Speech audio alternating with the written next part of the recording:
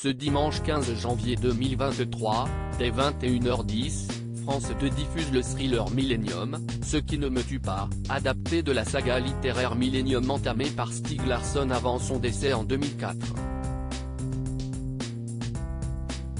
Cette adaptation cinématographique du 4e tome compte une nouvelle actrice principale dans le rôle de Lisbeth Salander, Claire Foy, transformée physiquement à cette occasion. Et de 3. Après la Suédoise Noomi Rapace, qui prêtait ses traits à la torturée et ultra-geek Lisbeth Salander dans la première adaptation, au ciné et à la télé, le tout étant considéré comme une série malgré la sortie dans les salles du premier volet, de la trilogie Millennium de Stieg Larsson, Siesti Runnimara qui l'incarnait dans sa version américaine, par David Fincher, du premier tome, Les hommes qui n'aimaient pas les femmes. Avant que le personnage ne soit joué, en 2018, par une star de Netflix. Claire Foy, de The Crown à Millennium. Il s'agit de Claire Foy, rôle principal du film Millennium, Ce qui ne me tue pas qui est diffusé ce dimanche 15 janvier 2023 dès 21h10 sur France 2.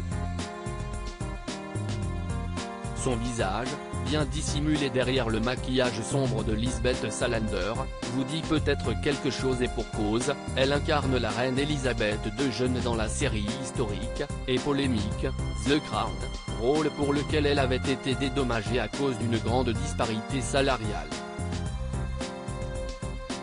Et si est-il d'ailleurs dans cette production que l'avait repéré le réalisateur du thriller, Fede Alvarez, je suis tombé totalement sous le charme de sa façon de raconter une histoire émouvante. Elle a la capacité d'exprimer une véritable marée d'émotions refoulées uniquement par son regard, avait-il confié à son propos. Claire Foy, look de motard et faux tatouage pour Millennium. Pour cette adaptation du tome 4 de la saga Millennium, non plus écrite par Stieg Larsson mais David Lagercrantz suite à sa disparition, les maquilleurs dessineront plusieurs faux tatouages sur le corps de Claire Foy. Nous avons décidé d'en placer un sur le côté de son cou, un sur sa cheville, un sur ses fesses, un sur chaque main, 2 sur son bras, et évidemment le dragon. La vraie question était de savoir à quoi celui-ci devait ressembler. Quelle est la bonne position? Quelle taille doit-il faire? Doit-il recouvrir tout le dos ou seulement la moitié?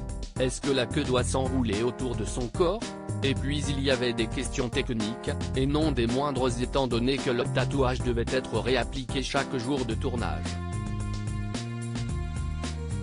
Même lorsque nous avons commencé à trouver des réponses à ces questions, il y a eu des ajustements, un mélange de têtes et d'ailes venant de différents modèles, racontera le réalisateur.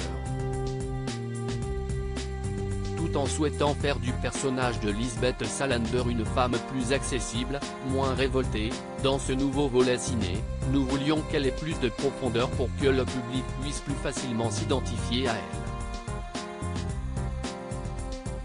Nous nous sommes retenus d'aller trop loin dans le côté gothique et lui avons donné un look un peu plus motard. À lire aussi Millennium Ce qui ne me tue pas, Claire Foy méconnaissable en Lisbeth Salander dans la bande-annonce.